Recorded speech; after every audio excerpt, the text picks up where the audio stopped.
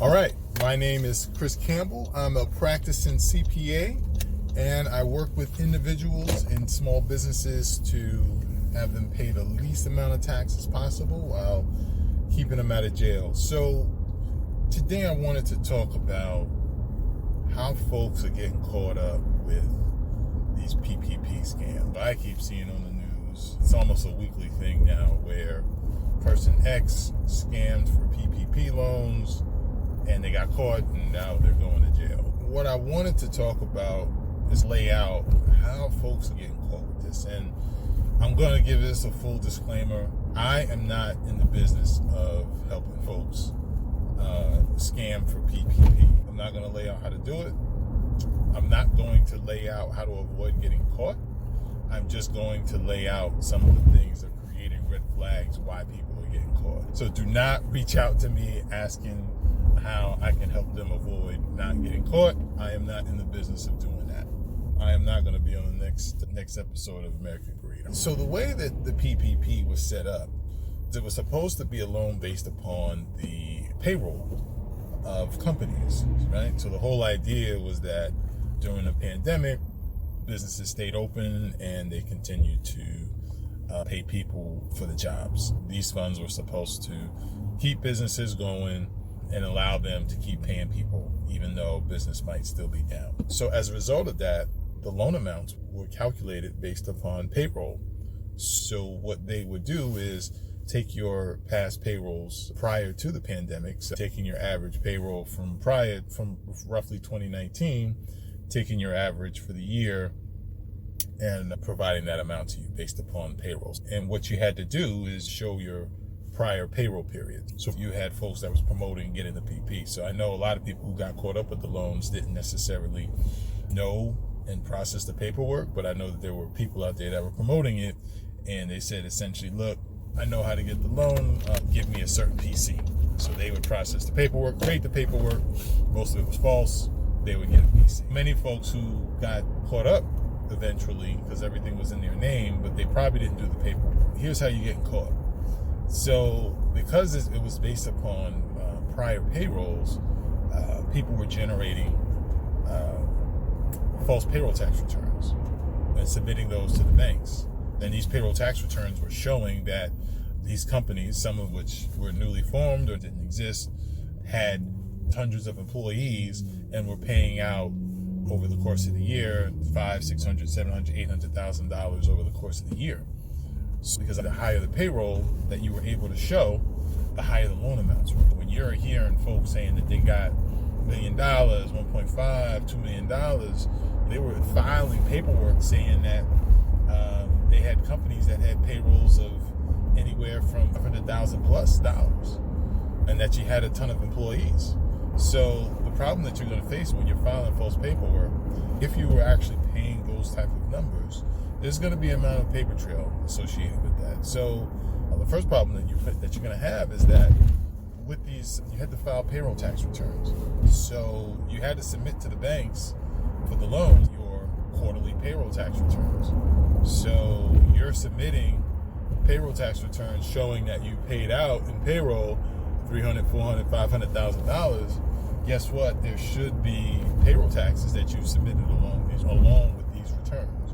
So when the applications were put into these banks for the loans, they wanted to see the returns, and you can easily draw up a false return.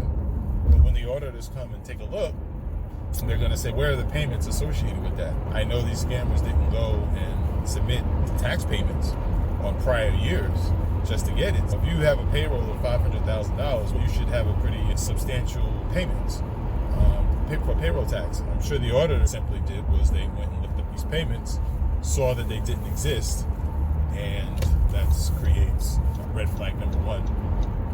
The other issue is that on these payroll tax returns, depending upon the state, you have to list out whom you paid. So the problem is that if you're listing out, folks that you actually paid, most states, the federal doesn't necessarily ask you this, but for the state, they do. You have to list out whom you paid, their social security numbers, and how much you paid to them. If you're creating false statements, where'd you get the people from? Are you making up people? where are these people, these actual employees that you said that you paid, so that you get the social security numbers. And then if they are real people, any auditor would just cross-check these employees based upon their W-2s. So you might have submitted the payroll tax returns, but if this was a true payroll, they would also have W-2s in place. So if you said you paid employee John Johnson $60,000 on the forms that you submitted for the loan, any auditor can just check the W-2 records to say, okay, was a W-2 at the end of the year filed to show that John Johnson got $60,000? Chances are that probably wasn't the case. So they're looking at these records that were submitted for the loan, and they're comparing it to the W-2s that would have been submitted, if any exist, for that particular person, and then obviously if these people exist. So that's where you would also get jammed up with those payroll tax returns. The next thing that they would look at are actual income tax returns. So if you're reporting that you have a company that's paying out all this payroll, where are the tax returns? Did your scammer file tax returns for this particular company? And not only the past returns, but then where are the current returns? Because they were giving out these loans in 2020. You did have to submit prior tax returns. So if said scammer created a 2019 tax return, okay, was it a profitable business? Were taxes paid based upon the profits of this particular business? Maybe they didn't make money. Okay. But then once you got the money, the scammer or whoever drew up the paperwork for you, you probably didn't continue to file tax returns. So you're an existing business. You got a PPP loan. This has to be accounted for when you filed your 2020 and your 2021 tax returns. So you just took the money and ran and thought everything was over. The auditors are going to be looking for that, not only making sure prior tax returns match up, but subsequent tax returns, which is part of the reason why, and I don't remember the name of the act, but I know Biden signed the law where the statute of limitations of figuring out the fraud, they extended it to 10 years. I don't remember what it was before. It might have been like 2 or 3, but now it's been extended to 10 years. So basically they're giving the auditors more time to look this stuff up. So that's going to be another way that you're going to get jammed up. No subsequent tax returns. Another thing that auditors will look at to make sure that the payroll was legit. If you are in a state that also requires workman's comp, I know not every state requires it. I don't think Texas requires it, but there are a lot of states that do require it. They would be able to find out if you actually took out workman's comp. Insurance, I don't know if they go into these depths, but if you're carrying the number of employees that you said you did, there should also be corresponding workman's comp insurance. Auditors might be looking to see if there's anything on record as far as workman's comp with your state. Again, that's if your state requires it. I don't think all states do, but there's more than likely not any workman's comp on record. So that's going to create another flag for you. Another issue, which might be more scrutinized, is the amount of the loan that you took.